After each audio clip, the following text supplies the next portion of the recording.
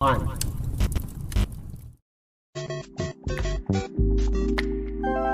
It's a Mario time. Cloud overhead, hoping that I break that. Won't get a hold, won't determine fate that. I still see sunshine in my dream. See days with raindrops behind me. Listen, y'all. I like that. I hope y'all watching the video version. We got some fire graphics, man. But listen, y'all, listen. A lot of y'all might be saying, or I know y'all saying, Pat Riley's asleep, can't get the whale no more. And listen, you may be right, you may be wrong. That's not what I'm here to talk about. What I'm here to talk about is who can get a whale. And that is the Bleav Network. Because they went out and landed an absolute Heat legend to co-host this amazing podcast with me. So I'm going to introduce him to y'all right now. Even though I guarantee that y'all know who this man is. And if you don't know who this man is, then you either not a Heat fan, which is really weird that you listening to this. I mean, I don't understand why. It is a Heat podcast. I appreciate it, though. Or you went to the University of Memphis and you trying your best to block out all memories of this man from your brain. That's right. We got NCAA champion. Y'all see the Kansas Jayhawk hat that he got on. We got two-time NBA champion. We got brother of Luigi, ender of Linsanity, the greatest number 6 in Miami Heat history. That's right. Next up, game 5. Miami leading 3-1. What a performance tonight from Mario Chalmers. He's got 22. Mr. Clutch, Mario Chalmers. How we doing today, my guy? I'm good, man. How y'all doing? What's up, everybody? Everybody, all the listeners, everybody tuned in. We appreciate y'all. Yeah, Yes, what's up, sir. man? How you doing? I'm hyped, man. I'm glad to hear you hype. Of course, this is your first podcast on with us too. Glad you shouted out the listeners. Appreciate y'all tuning in, whether it's the audio on Spotify, Apple Music, or Apple Pod, whatever y'all listening to, or on the YouTube side. Hopefully, y'all watching the YouTube side also, because we got a lot of really cool graphics that I've been working on, including the intro and some others that I'm gonna play throughout the show.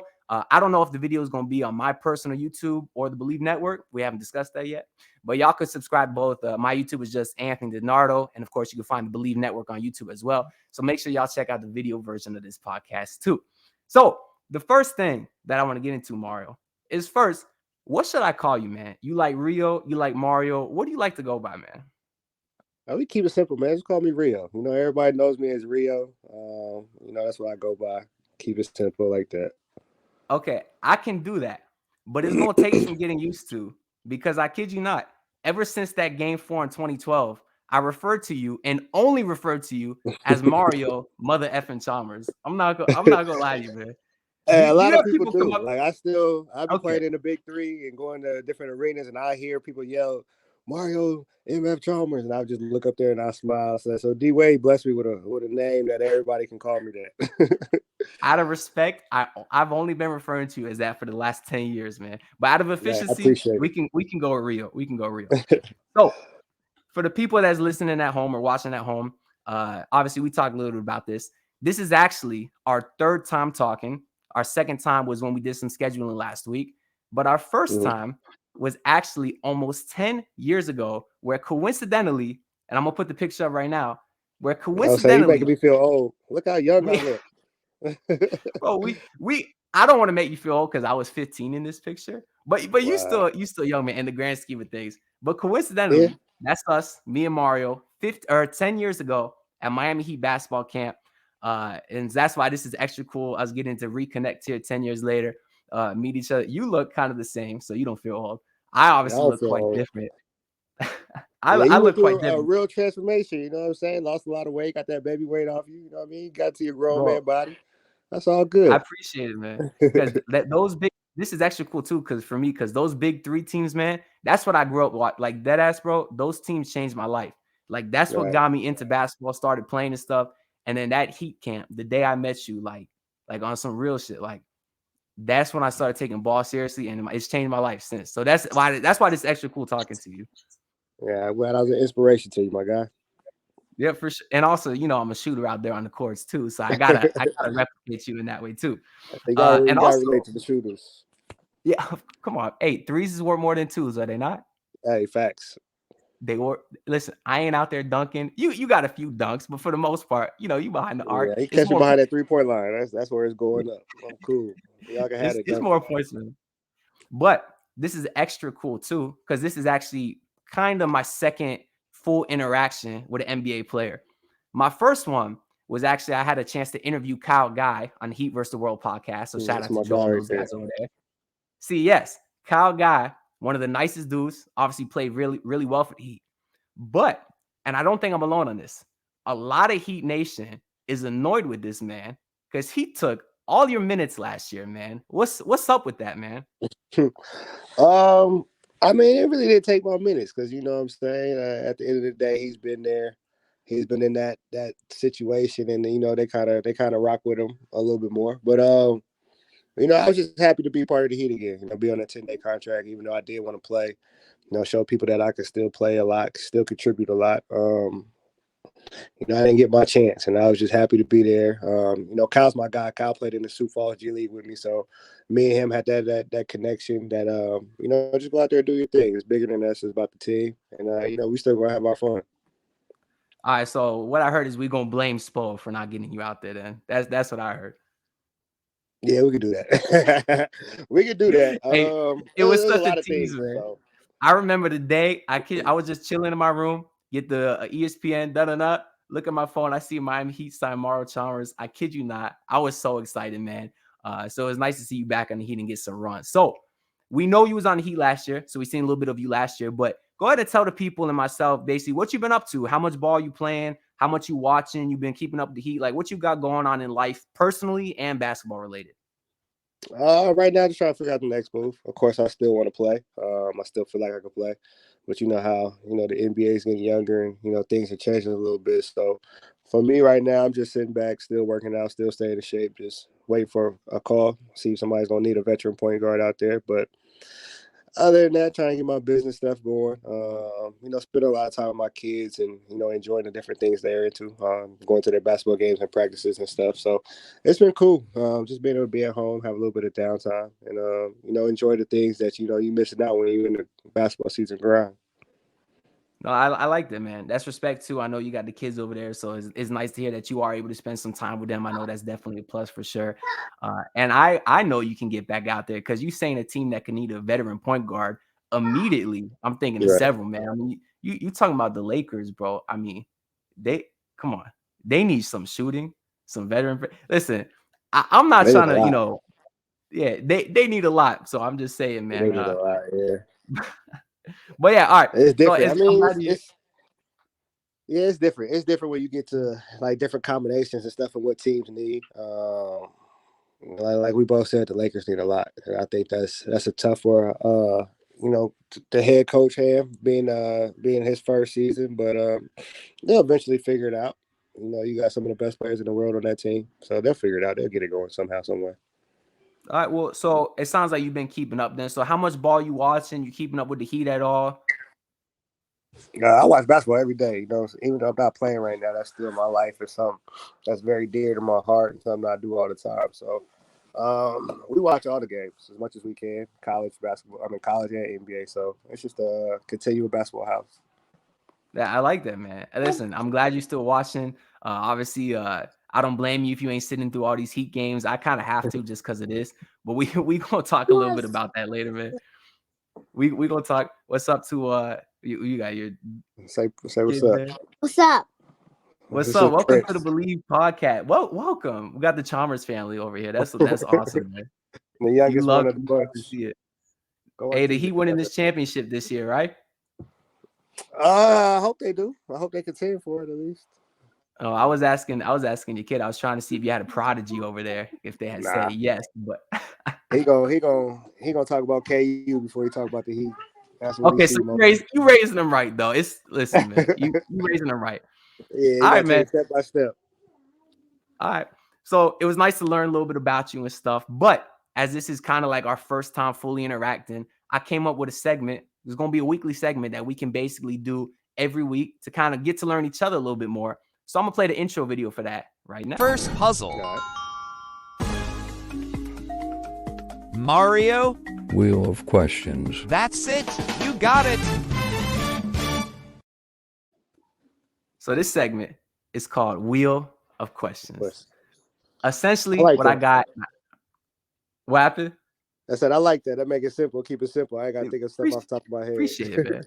Appreciate it. So basically, I forgot to pull up the tab, so let me go ahead and get that open here. So we got a tab that's a wheel of, you guessed it, questions. Basically some basic stuff that I kind of wrote down that we are going to we can kind of spin each week, ask each other, and kind of get to learn a little bit about each other, and also let the Heat fans, let the audience know kind of what we both got going on too.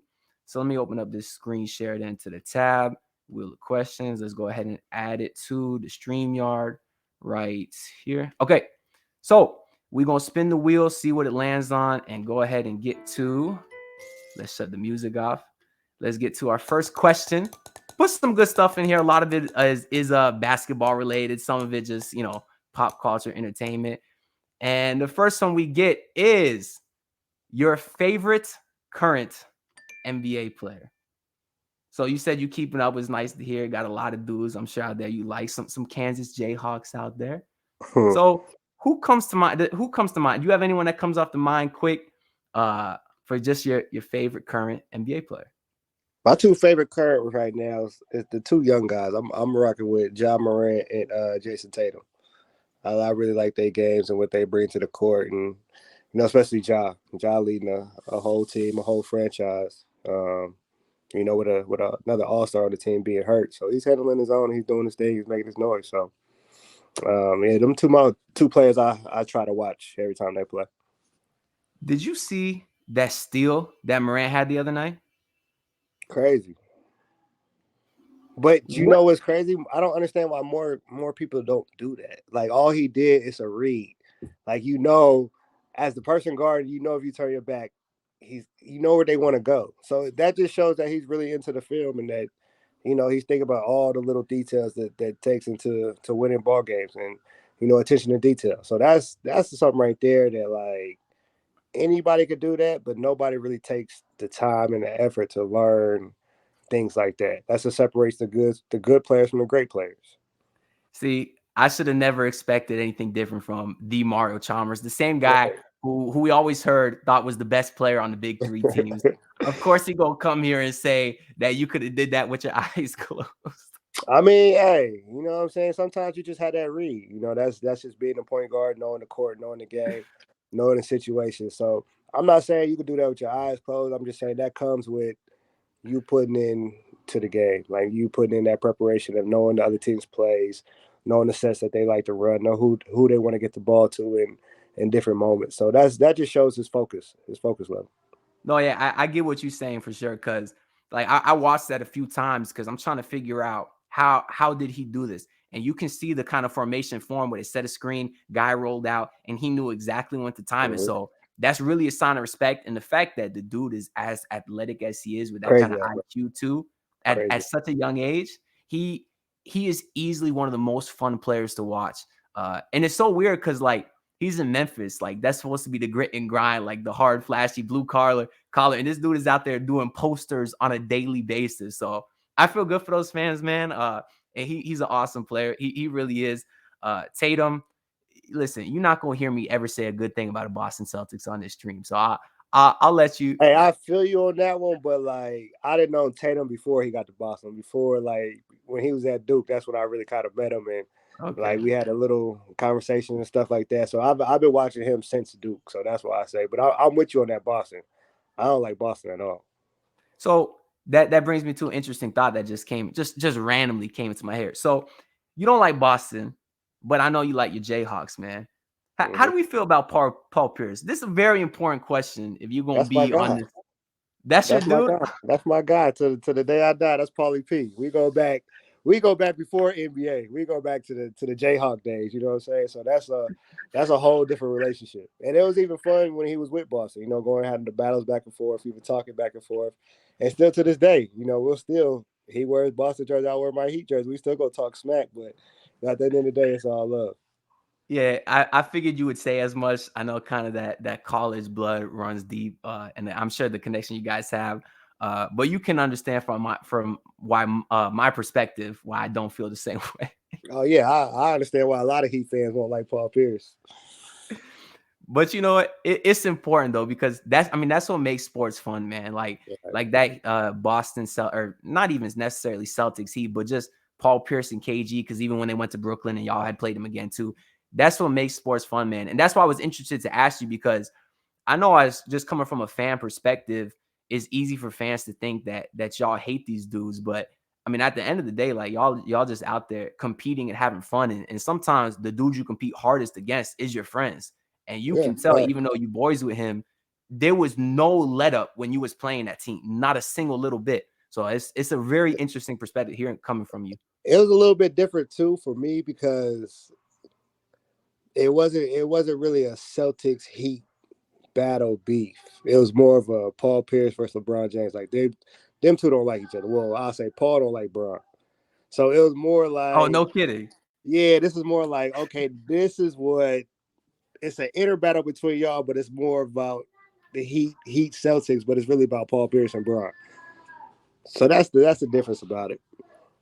Yeah, I mean, I guess it's hard to have a Heat Paul Pierce rivalry when y'all beat their ass every single year, year after year after year. Right. That's So, what I'm saying. So it's hard to be like, I mean, what's ever you since know, when Paul Pierce hit the step back game winner over D Wright, I want to say that was my second year in the league, 2009, 2010. And ever since then, we didn't lose to Boston no more in the playoffs. you know what I mean? It's hard So to have a yeah, rivalry like that that. was, So it. listen, I was born in the right. Every day I wake up and thank God I was born in Miami and not that city, because life is great, man. Growing up This watching is y'all, great. man, life is great. But I appreciate you giving your perspective on that. That's really cool to hear. I mean, we got other questions on the wheel that we'll get to in later weeks, kind of about certain guys in the league and certain things you do. So we'll go ahead and say that. But that was our Wheel of the Week segment. I think it was pretty cool. And if anyone watching this has some ideas of things they want to ask, oh, I guess I forgot to answer the question too. It's supposed to be I'm both of about to us. say, yeah, you got to answer that one. So my current favorite player in the league, Gotta obviously, be somebody not on the Heat. okay, see, because I was gonna say Max Strus. Reason why is because the dude honestly reminds me of myself, and I Y'all kind know of looking sometimes like. that is, listen to me, that is the nicest thing anyone has ever said to me. So you a Like, big Max fan? That's what I'm hearing. You a that big dude. Max fan? Listen, man, bro. Some dudes that I be talking to, like I'm on these other networks, like the basement and stuff, and I might casually be like, "Yo, Max Strus, handsome guy." Like, not no sus, so nothing like that. But then they be coming at me. I'm like, listen, I'm comfortable enough with myself. I can ignore. Anyways, Hey I man, you like ain't gotta Max. worry about what other people say. You know what it is. You know what you could do.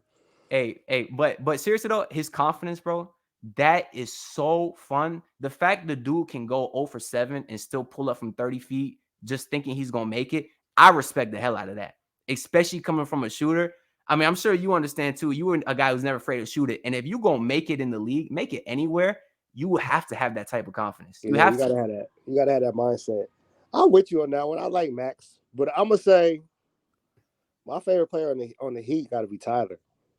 Tyler, that's Yeah, who well, reminds me of like me. Like when I was on the Heat, like that person that don't care.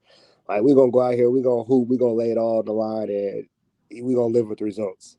Like I'm gonna do me, and that's one thing I respect about Tyler. So that's why, like low key, Tyler, my favorite player on the Heat. that's a great comparison, because when you talk about two guys that's not afraid of the moment, two guys that want that shot, Yeah, you want that that's moment. That's why I respect Tyler. I mean, we saw him hit the game winner this year that he 100% traveled on, so he got lucky on that too. But and listen, the next game he came out versus Indiana, airballed the game winner. But guess what? He gonna come back next time. He gonna take They're the gonna same come shot back. Yeah, again. same shot That's every time. that's why I love. Bro, do you remember the game versus Philly? I think his rookie year, where Jimmy got the steal and he came down and stopped on a dime to pull up for the win. Mm-hmm. A rookie, the kind of cojones you have to stop on a dime. The shot clock only wasted like 4 seconds. That man pulled up. That's how you know. That's how you know you ready for that moment, regardless of what happens. And as a Heat fan, you absolutely have to love that from Tyler. You really do. That's how you get stars in the league. And not to mention, his offensive skill set is obviously crazy. Oh yeah, He 3-level everywhere. So he's definitely hopefully, nice. yeah, I know he's missing the road trip up to Washington now, but hopefully he's okay. He can come back soon, because this team definitely needs him. Definitely need But to get back on track. yeah. But my current favorite player, I guess that's not something I necessarily prep for, but I mean, there's a lot of guys that like you know who I really want to give some love to. Actually, I changed my mind on that. I'm gonna go with one outside the box here since we're talking about college a little bit. I'm gonna go with Atlanta Hawks two-way player, point guard, Brandon Sharif. Goodwin. Oh, you went with Brandon? I thought. Sharif with the Cavs now, right? Yeah. Yeah. You know about Brandon. What you know about Brandon Goodwin, man? I've seen him play a couple times, but I don't know too much. I think he's solid though. He's definitely solid. I got to see more of him. The dude, I try to always talk my praise to this guy on whatever platform I have, just because obviously he a dude that's been working hard to get in the league. But he went to my alma mater. I'm an FGCU guy. You remember the Dunk City teams back in the day? Yeah. I didn't go here back then. I graduated in 2020, but that's our first actually NBA player in school history was Brandon Goodwin, and they had Rajon Tucker on those teams too. So they had a good team. So it was fun. Tucker man. from Charlotte. Exactly. Yeah. I see him all the time out here. So. And those two dudes used to pack the gym, bro. I remember getting out of a night class at like 7:30, hopping on my bike, zooming down to Alico Arena, watching Brandon Goodwin drop 30 points with ease. So it's dope to see that he's balling in the league now. And I played against him like twice when he came to play pickup in the offseason, so it's pretty cool too. So I'd be telling people I'm boys with him, even though he has no idea who the hell I am. But shit, I'm boys with Mario. But yeah, I always like to give Brandon Goodwin some love, man. So he's a cool dude. But yeah, that's our wheel of questions. Yo, you got off easy though. That's one of the more tame questions. We got. Let's do one more. Do one more. Then. Let's bring the wheel back up. Yeah, let's go ahead and do because that was an easy question. Yeah, you're right. And there's some easy, some hard. There's some that I was scared to put, but let's go ahead and spin the wheel. You gotta answer the question. The wheel tells you what you need to answer. You can't deny the wheel, Mario. You can't deny the wheel. You got that right. This one we got is another easy one. What is your favorite song of all time? Of all time, that's hard actually, because this song. I figured it might be hard. I didn't want to put you on the spot with this one, but I was trying to get a good amount of stuff on the wheel, so I was like, all right, I'll add it.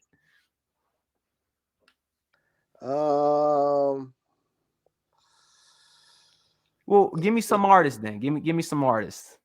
Oh, artists is easy. Of course, you got Lil Wayne. I think that's my favorite artist of all time. The old Lil Wayne. Jay-Z for sure. Future, J. Cole. See, I agree with you until you said Future, man. I gotta be able to understand what you're saying. I'm sorry. Oh my god. I gotta be able to understand what you're saying, man. I feel you, but I'm just saying, Future, hey, you really listen to Future, he said some stuff. You gonna understand it. It's gonna take you a while, but he definitely up there. Lil Baby's up there. I will say though, if I'm in the car with the bass up and then the volume turned all the way up, I mean, who can't get down to some Future though, man? He give me hype too, but I like DaBaby. DaBaby, one of my favorite artists right now. Like DaBaby, he really be talking about some stuff. So, but I have to say, one of my favorite. I guess so hard because I like R&B, I like rap. There's just so many.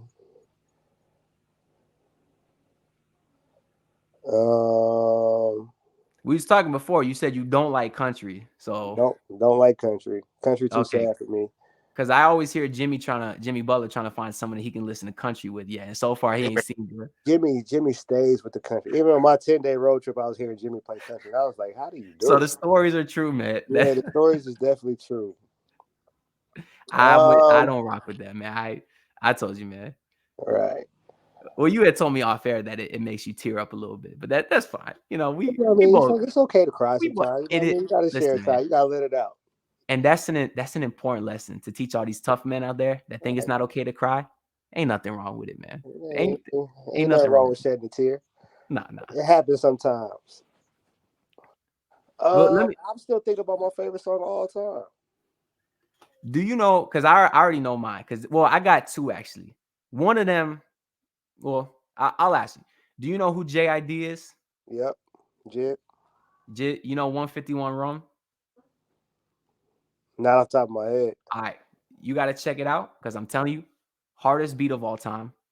The flow, godly. The bars. J. Cole, right? Yeah. He's in Dreamville. Yeah. Dreamville. 151 rum. You can thank me later. 151 I rum. I'm trans, gonna listen to that as soon as we get off this. bro, I transcend every time I hear it. Oh my, it's fire. That song, and then you know what? Sweatpants by Gambino. Yeah, I heard that. That's my dude too. I love Donald Glover, Like, man. hey, Anything he does. Gambino got that song "Feels Like Summer." Yeah, That's that's a one of my vibe. favorite songs of all time. That's a vibe. But I'll say this: Lil Wayne's "Man, I Miss My Dogs." That's one of my favorite songs of all time. Future, "My Savages," and then I gotta throw some old school in there, What you got?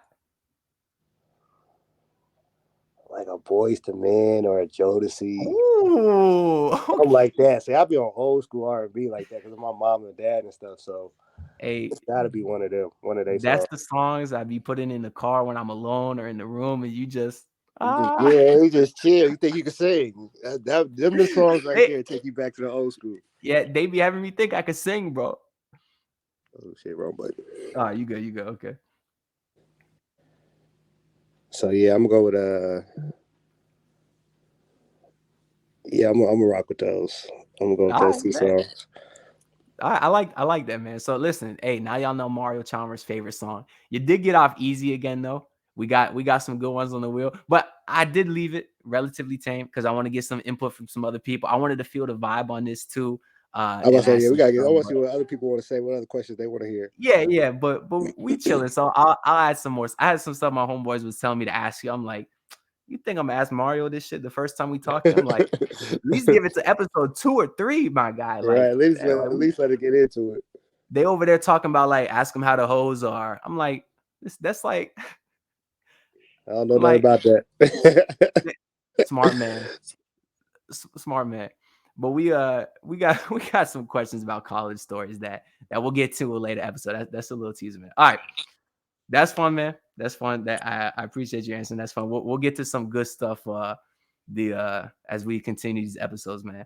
But yeah.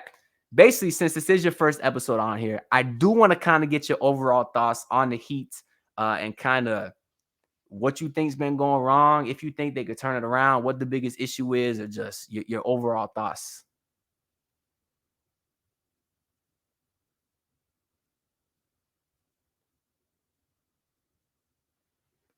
It appears you may have disconnected.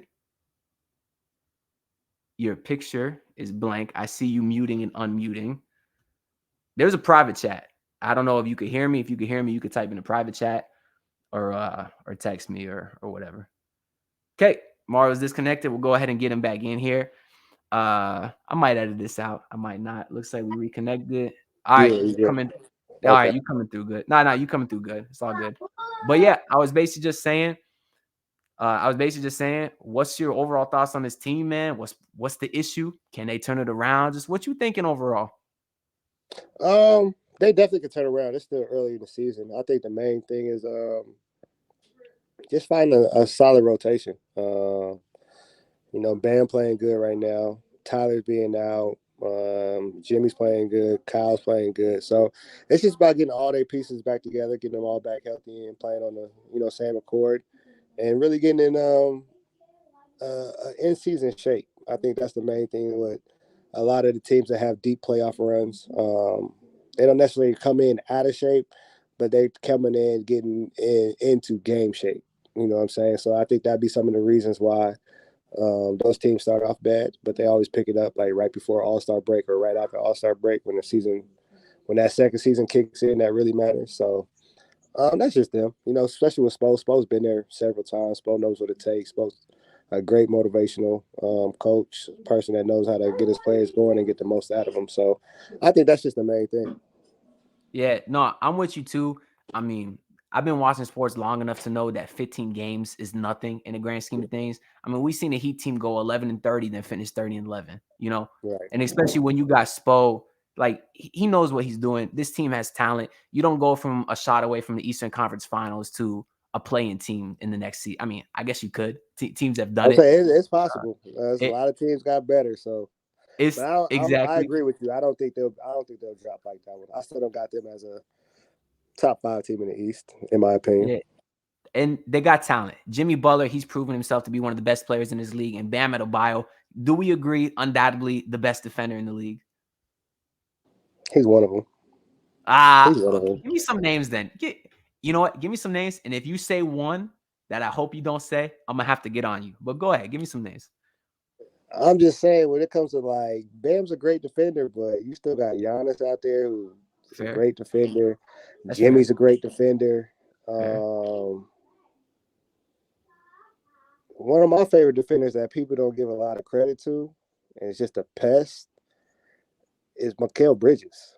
I love Mikal Bridges. I love him. He's always there. He's always in the right position. He's always reaching for the ball. He's always contesting. Like, he's a real pest. He's one of my favorite defenders.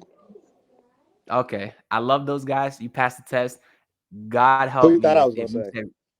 God help me if you would have said Rudy Gobert. Oh, my goodness. I would never say Rudy Gobert. Mario Chalmers, screw Max Strus. You are now my favorite Heat player of all time. Well, Strus is never my favorite. And let me say this.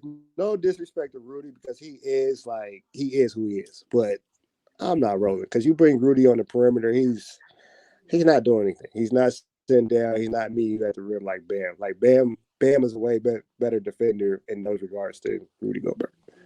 See, I'll take Hassan Whiteside over Rudy Gobert in a defensive game. We gonna get into Hassan Whiteside, I think, in another episode. I know that was one of my teammates too. So no, I actually have an unpopular opinion. I'm actually a huge fan of his. So, but we'll say that. Yeah, we'll say that for another episode, because I want to get on this Gobert thing. But no, it actually is all love to Hassan. He's bro. I got 2 Whiteside shirts in my closet right now. Like, legitimately, he's one of my guys for sure, for real. Yeah, but I like how you gave that media trained PG answer. He is what he is. Let me tell y'all, someone who is not media trained. Let me tell you what Rudy Gobert is. He's a bum. He can't move 3 feet outside of the paint.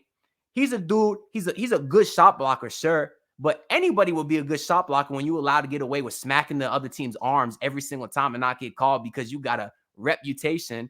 Rudy Gobert, he's the new Roy Hibbert. Mark, you remember verticality? Verticality? I wouldn't go that far. Like, as far as smacking dudes down, when they call this verticality, he's over there smacking people's arms. That's not verticality. You said Roy Hibbert. With regards to the verticality, just strictly the verticality. Okay. I give you that. Yeah. No, yeah, not obviously it's different games and stuff like that. But just with regards, same thing with Roy Hibbert. I know that must have bothered y'all when this man over there smacking people like this and they call him verticality. Yeah, I'm sure they had to. I used to float. I used to throw that float over Roy. Hey, so I never had that problem. They called me the giant killer. So that is true. Well, as a fan, I never worried about frustrated that. Us. And I see the same thing in Rudy Gobert. He's built himself up this reputation as the greatest shot blocker in human history somehow. He's over there. He's allowed to get away with anything. And then he literally gets played off of the floor in the playoffs because of his defense, because he can't guard 3 feet outside of the paint. Let me ask you a question. What kind of defensive player of the year gets played off the court because of their defense? I don't think he should have got defensive player of the year. That's my point. So that's what I'm saying. I don't even... Me personally, I'm not even acknowledging that award. I would say that he's a great shot blocker, and I'll leave it at that. Yeah, and when you say defender, that means you got to be able to defend everywhere, not just the paint. You know who is a defender? The guy who has the Heat franchise record for steals. That's a defender. Yeah, that is you, right? No, I'm second. I think D-Wade got it. I thought it was you. No, I meant in a game. It's in a game. Yeah, I got it in the game for a single game. I got it.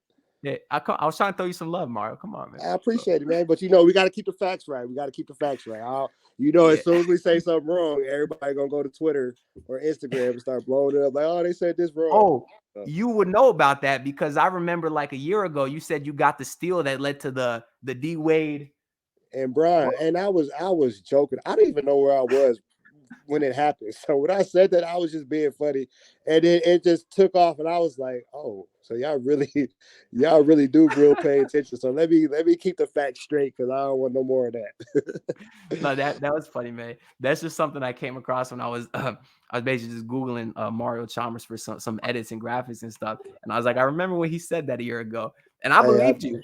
They So killed me for that. Like my Instagram blew up, and I was like, "Oh my god, I will never say nothing like that again, ever." well, let me be fully transparent with you too. Obviously, you a Heat fan favorite. That goes for me as well. One of the most fun, guys of the funnest teams of our lives, right? So huge fan. But there is one time specifically, I have no idea if you even remember or not. But for some reason, this one shot stuck with me that really was probably the only time I could think of being annoyed with you. It was against the Portland Trail Blazers. Wide open three for the win. For the game. Brick. You remember that shot? I do. I remember that was like it was yesterday. See, But do you know what happened? Like, since you brought that up, do you know what happened? 10 threes in Sacramento. Am I correct? But no, I'm talking about that Portland game. Oh, in the game. Well, what are you referencing? I sat from like the last. No, I want to say I sat from like the 8-minute mark in the third quarter, maybe 7-minute mark of the third quarter, all the way to that last possession, and they threw me in there, and I'm like, bruh. No, that's I'm tough. like, I'm not warm, I'm not loose, I'm not anything, but I'm still gonna take the shot because y'all called on me. And I felt so bad for missing that shot. Like I felt terrible. I didn't sleep that night. On the plane ride to Sacramento, I didn't talk to nobody. Like D-Wade and them, they was trying to talk. I was like, bro, I can't talk. Like I'm pissed. Like I'm to the point I'm so mad I got tears in my eye. Like I called myself Mr. Clutch and I missed this shot. Like I wanted to get my tattoo removed. I gotta be honest. I didn't even think you would remember that. I remember that like it was yesterday. And that's when the 10 threes. That's the reason the 10 threes happened. Like I remember the 10 threes. Yeah. Well, I that's woke what's up, funny. I know what song I was listening to that day. I kept playing that same song over and over and over and over that whole day until the game started. See, that's what's funny is because and you brought up the tattoo. I remember, and I was a kid back then, so don't hate on me for that. But I was like, this man got a Mr. Clutch tattoo. He over there missing threes. Hey, and trust me, I heard it all. If you was a kid thinking that, imagine what the adults that could really talk to me was saying. Imagine that. Now I'm just like, oh, y'all are killing me with this. But I mean, you shut everyone the hell up in Sacramento, so you good, man. I would have set the record, and I will go on record. I would have set the NBA record if it wasn't for Spo. He took you out. I was just gonna ask. I remember him like taking you out kind of a little early. Listen, if people go back and watch that game, I'm 10 for 13 with 3 minutes and 45 seconds left in the game. Oh, you chucking at that point after that. I didn't made my last 7 straight threes. Like I haven't missed a three since beginning of the third quarter. And I'm like, Spo, just let me get the record. Like even Braun and them was on the sideline, like leave him in. Spo's like, nah, it's a blowout. It's gonna look bad. I'm like, come on, bro. Like, let me get a record. Let me do something. Like, let me solidify myself. You don't get nights like this every night. And I got 3 of the best players in the world on my team. I'm not going to get 13 threes ever again in a game. Just let me go ahead and get the record. That's 4 threes. The NBA record now is 14 by Clay. The NBA record back then was 12 by Kobe. Yeah. I would hit 2 more threes. Did he? Well, of course, like I said, you chucking at that point until you get that record. I mean, I would too. Going for the record. I would too. Are you kidding me? Of course. Why did he take you out? Did he? What can he possibly say? Like, I don't understand. Because we was blowing Sacramento out, and that was the thing. But even if then, it was still like you still got me in here with 3 minutes and 45 seconds left. Like I'm the youngest player on the team. Well, one of the youngest players on the team. You're not gonna put in Ray Allen. You're not gonna put in Mike Miller. Like, so just let me rock out. Oh, took me out. I was so fucking pissed that day. So pissed. Hey, as was I, because I'm sitting there wanting to see history too. So as was I. Well, that is a good point you brought up in the Portland game, how you sat for a while. I get you. Obviously, I said I'm a hooper at completely different level, of course, but it still applies. If I'm playing pickup and let's say we lose a game and I got to wait like 1 or 2 next to get back on. Next thing you know, I'm waiting 15, 20 minutes. By the time I get back on the court, it takes me another, 5-10 minutes, at least a few few sprints down the court to get, I'm about to say at loosened up. least even in that regard, you get to run up and down and get warm. No, I had to And check this in, be at immediately. the spot right there ready to catch. I'm like, oh, at least let me That's get one little sprint in, I'll be okay. well. That actually, I think of an interesting question coming at because you've done both, and I've always wondered because I feel like it makes it a lot harder.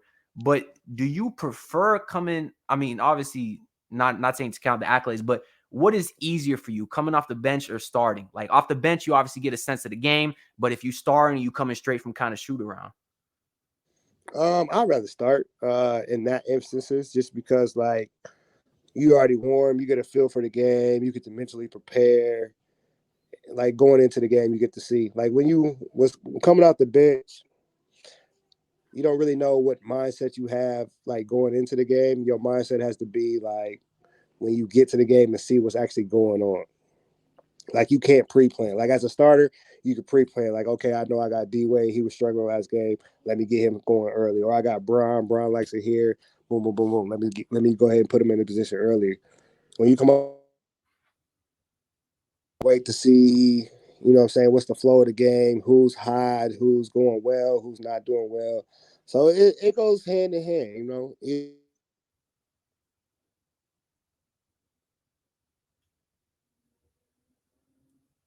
you cut out for a second. Are you back? Okay, you back. I get. Yeah, you saying it goes hand in hand.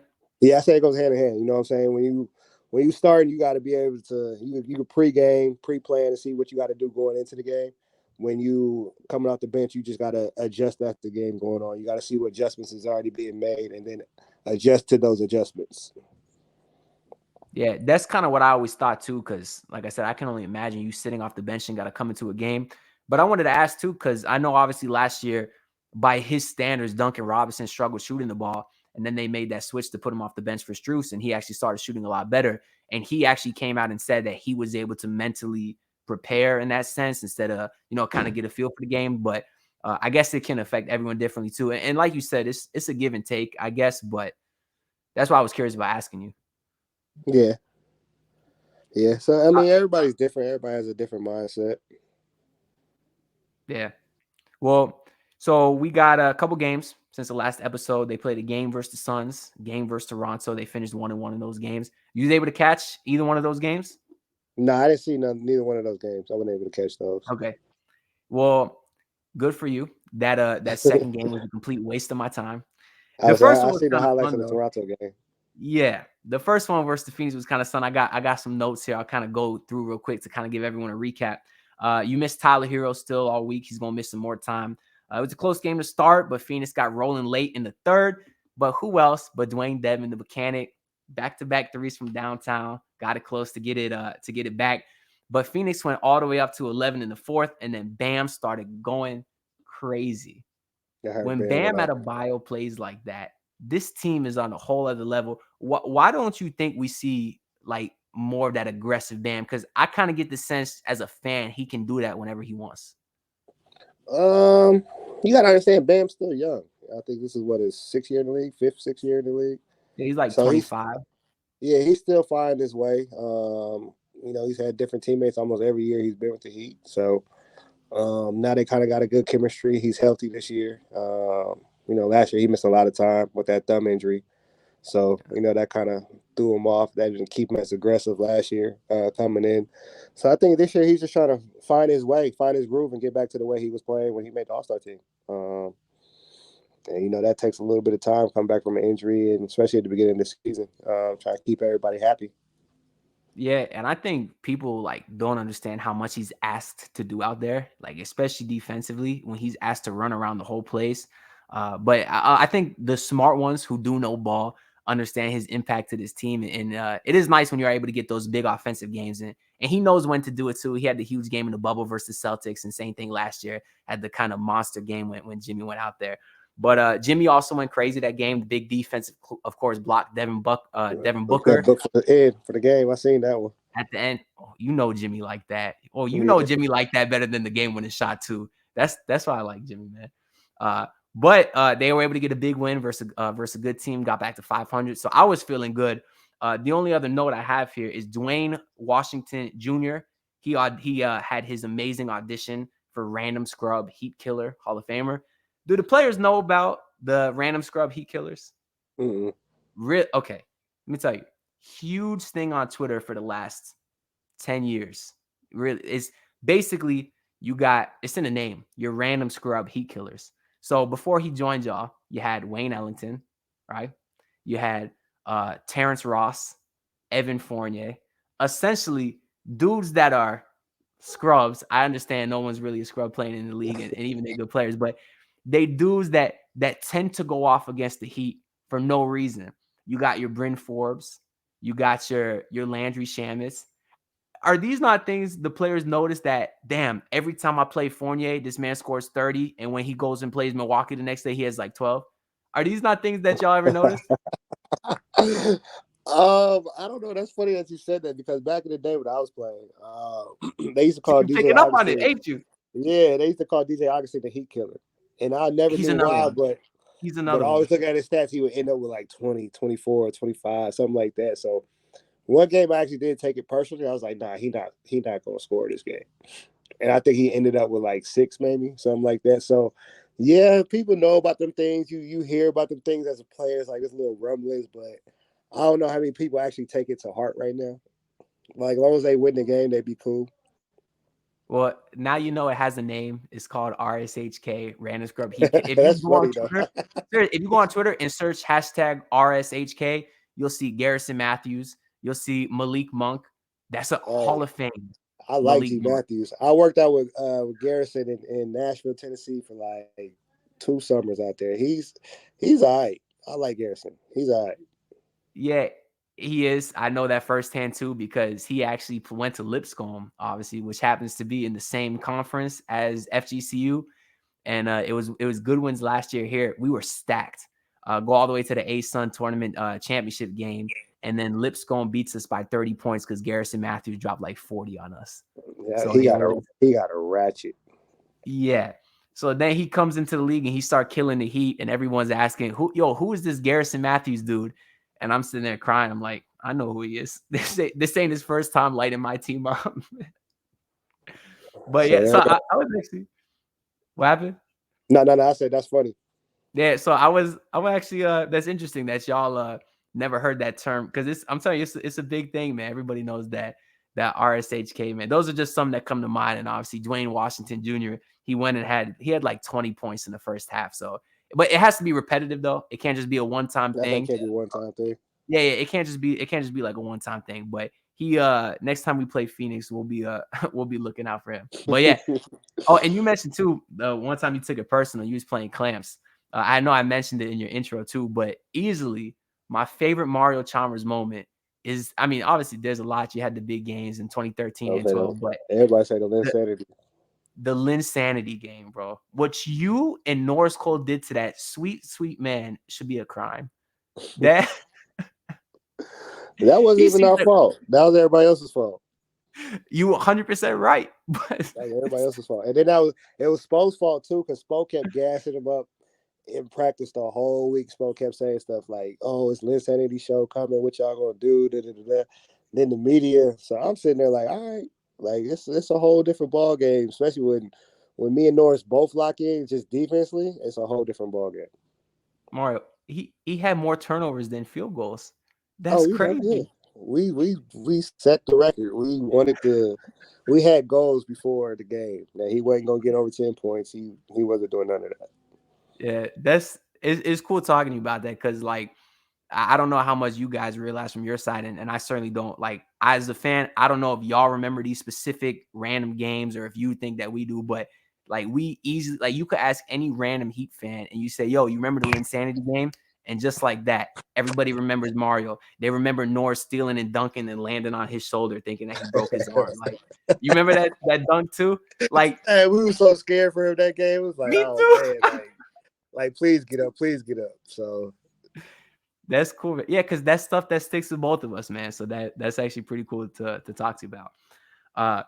But that's all we got for that Suns game. The next game versus Toronto, complete waste of my time. They kind of strung me along all game just to break my heart at the end.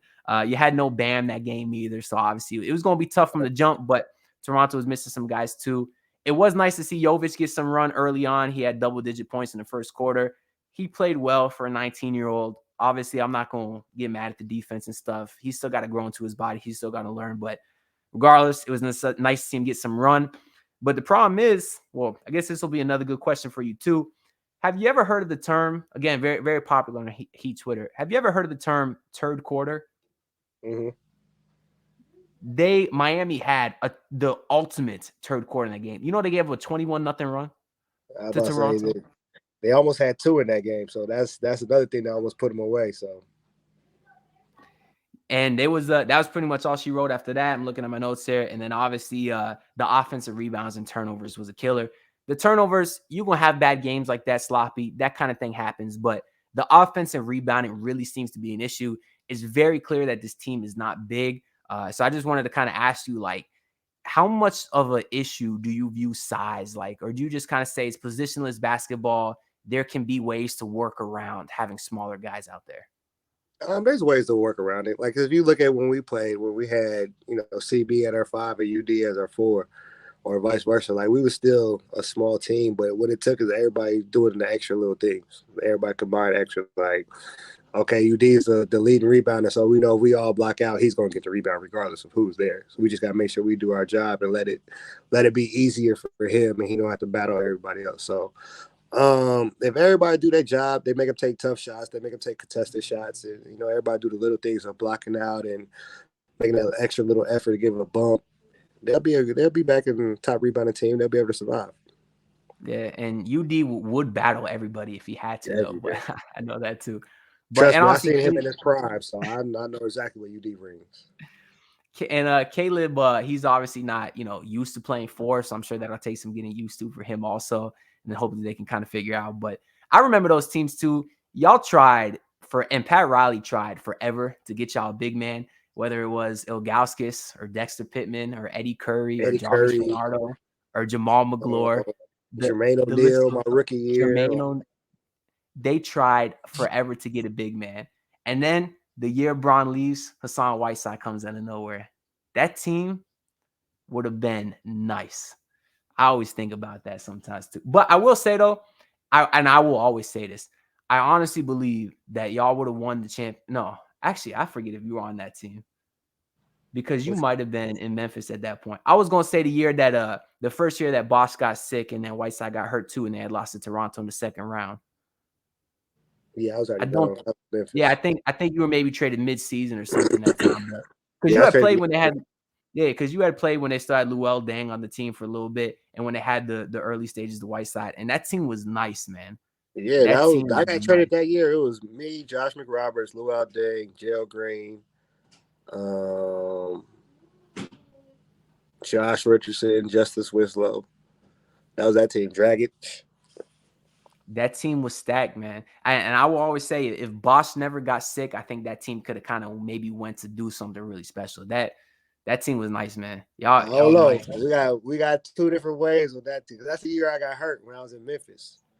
And our Memphis team was okay. And we beat the Heat. We beat the Heat. We beat the Heat at home, and they beat us. They beat us at their house when I think D-Wade was guarding Mike Conley for the game. I remember this game too. I was so mad. This was my first game after being traded. Oh, so you took it personally? I took it personally because I want the game winner. And I told Coach Jaeger, I go to Coach Jaeger in his ear. I'm like, yo, just give me the game winner. I know what they're going to do. They're going to put D-Wade on Mike Conley and make him drive. What they do. Put D-Wade on Mike Conley, make him drive. He didn't listen to you? He didn't listen to me. He left me out the game. And that was just like those moments is like, man, like that was my time to really like, because I didn't like the way I was traded from the Heat. Like everybody knows that. That was a different for me. So I wanted my get back, and that was my turn to get my get back, and it never came. Yeah, no, I was sad too, man. Like I was really looking forward to you finally being able to be kind of the guy with regards to facilitator. Obviously when you lose LeBron, you kind of have a big hole that other people need to make up for. And I certainly think you were more than capable, and you were kind of like the homegrown Heat guy. You was there before LeBron. You was there after. So I never really got my fair chance to run it, to show what I could really do. But I did at Memphis before I got hurt. So yeah, I remember you went to Memphis and you had a nasty crazy ass some Luca type shit and one game winner, the one where you was fouled. You know it's what I'm talking about. Yeah, versus Boston. Versus Boston. I No, appreciate you. that's versus Detroit. That's versus Detroit. Okay, Versus okay. Detroit. Yeah, I Versus come Detroit. across that shot randomly sometimes. I'm like, how the hell did you make that? You was like, I guess you're just trying I to get just the knew I ball was up. on balance, and I was pointing directly at the rim, so it was easy. It's just somebody falling at your feet when you're shooting. Yeah. Well, I know obviously you ended up getting hurt in there, but you was playing well before. It was nice to see that you got back. You was able I to got sign with hurt the in Heat last Boston year. too, matter of fact. They put something in the water there that I don't trust those. Bro, Tom Brady, football deflator. They got one cheat already. I don't put it past everyone else. Hey, I don't know about that one. I don't think they cheated to hurt me, but it did happen at Boston Garden. Yeah, no, I'm sure we'll get into that on some later episodes because I'm sure there's a whole story to that too. But I'm really it is really encouraging though to see like for real that because that's such a serious injury, obviously, but the fact you was able to come through that and keep working and I imagine it's probably so easy to give up at points. But the fact that you didn't, like that's like really dope, man. That's really cool. And the fact that you still out there. That actually all right, we'll ask this last question too before we get all I got left is the preview for the week and then we'll get out of here. So we almost done. But I know before you came, you signed that deal with the Heat last year. You was in the G League for a little bit over there. And when I was looking that up, I happened to see something that confused me. How was your head coach a dead man? Because I could swear I saw LeBron take out Jason Terry in 2013. And I think I remember seeing that he was your head coach over there. Oh, you talking about at Denver when I was playing with Grand Rapids? Yeah, was he the head coach? Yep. I could have swore I saw LeBron send that man to the grave. What happened? Hey, he resurrected. He resurrected as a coach, so that's what he came back in his second life as a coach. So that's what he's doing now. All right, well, man, whatever you was doing over there worked out. You was able to sign with the Heat, and obviously you still working out to get back to playing. And I know a lot of teams that could use you. I mean, obviously I don't got much pull, but I know a lot of teams could still use the talents of Mario Chalmers, and I'm sure we'll get into a lot of that on some later episodes. Unless you got something you want to say about it while we're on the topic. I don't know if he's about to say something. Nah, we're gonna say that for different episodes. We don't give them. Okay. We don't want to give them everything right now. We want to keep them coming back and see what we're gonna talk about. Don't worry, I have a lot on the wheel, Mario. Don't worry, man. Got you. I'm with you. So basically, we got this coming up week. We got 3 more games on the road trip. You got Washington, Cleveland, Minnesota. Obviously, Washington, they got some guys over there. They've never really been that good. Cleveland, that's the team that scares me. Then obviously you have Minnesota with Rudy Gobert. That bum doesn't scare me. But what's your thoughts about these games? These next couple games? Like, you got any specific thoughts on Washington, Cleveland, Minnesota, just about the guys over there or the matchups that they got? What do you expect? I think Washington should be a win. Especially with no Bradley Beal, right? He's still in protocols. Oh, I didn't even come across that, but you might be right. I think he might be. So I think that should be a good game, a fair game, an easy win, I should say. But the next two, that Cleveland's tough. They scared me before they had Spider, and now you throw him in Cleveland there. is super tough. Like, I know Darius Garland, so I worked out with him a couple times when I was in Nashville too. So him and Garrett, we all worked out together and played together. So I've been a fan of DG for a minute, and I've always been telling him, like, I can't wait till you get your shine. And I just think, with Colin Sexton being moved and he's really coming into his own, they put all the right pieces around him. He's gonna be special. Like, he's really gonna be special. He just dropped 50 easily too. Like 51 easily, yeah. He's easily. awesome. So he's got everything. He could pass, he could shoot. He got the handle. So DG's a very good young point guard, very good. And then who you say? Minnesota's in the last game.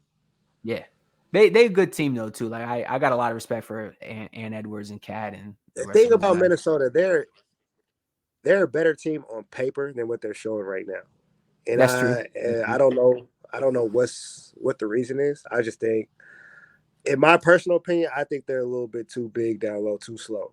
With Cat and Rudy Gobert down there, I think they create a lot of mismatch problems on the offensive end, but they also do on the defensive end. And I think that's why their team right now is not as good as everybody thought they would be with the Rudy trade. So I still think they're coming into their own. They're trying to put their pieces together. So that should be a very good game. I think that one could go up in the air with those two games. Yeah, for some reason, I think Miami's lost like 4 or 5 straight in Minnesota. I don't know if Jimmy made a deal with the devil when he beat the starters with the third stringers. You remember that story? When he was in Minnesota, and he hasn't won in Minnesota since. He hasn't. I don't know what that's about, but they got some guys over there, obviously. But the Cleveland game, listen, it's not going to be pretty what Evan Mobley does to Caleb Martin. That's not. And I love Caleb. Caleb is an awesome player, but 6'4" is 6'4" at the end of the day. You know, I mean, that Evan Mobley, what, 6'11"? Damn near, 6'11"? If not, yeah. So that team's gonna be tough. But that's all I really got planned. You got anything you want to say before we I give this outro over here? Nah, but you did see the Jayhawks beat the Blue Devils. I just want to throw that out there. Respect. I know there's some Blue Devils in the front office of the Miami Heat, so I just want to throw that out there. You know, rock chalk Jayhawk. Yeah, man. Listen, Nick Harrison with the Duke, so that's why I throw that. Yeah, of course. That's why I always thought the dynamic between him and Pat was funny because obviously you got Kentucky and then you got Duke, so it's like I wonder how KU in there, so they really hated me. Yeah, so I always wondered kind of what the dynamic was like with returns in terms of like drafting guys, whether they wanted to lean more Duke or more Kentucky. But hey, they should just keep taking Kentucky dudes too. They could have had Maxey on this team. I mean, oh my God, you already got Bam and Tyler, but they can get some more Jayhawks. I was about to say I know we had a couple Jayhawks. I think it was only me and Wayne Simeon. Well, they had Morris last year too, so that was another one. Morris Twin, yeah, I forgot about Twin. Yeah. So they had him last year, and I liked him too. Yeah, he was good when 3 Jayhawks on Heat. Yeah. But obviously y'all got a good program, man. So I'll be tuning in for sure for you. But that's all I got. We've been going for almost an hour here. I don't know the full schedule yet, whether we're doing these once or twice a week. We'll see. I felt like this is a good episode, so we'll see kind of what's going on. And we'll get to y'all later. So make sure y'all subscribe if you're on the YouTube side. Follow if you're on the podcast. Rate 5 stars if you enjoy. If you didn't enjoy, listen, man, I can't do nothing about that. I had a good time. Tell us what we can do better. I would say tell us what we can do better, then come back and see if we made the changes. Yeah, tell us what we can do better, man. And we'll go tell you how to do your job too. No, I'm just kidding. I don't hate that. I just having a good time, man. So that's all I got, though. I'm gonna play this outro. I appreciate y'all tuning in. Peace out. Yes, sir. Pull up in the city tryna get that dead face. Do it on my own, I don't need no dead weight. Had to kill him off, yeah, I need a headspace. You know this homegrown bitch don't offend me. Better watch your tone, bet I take your love now.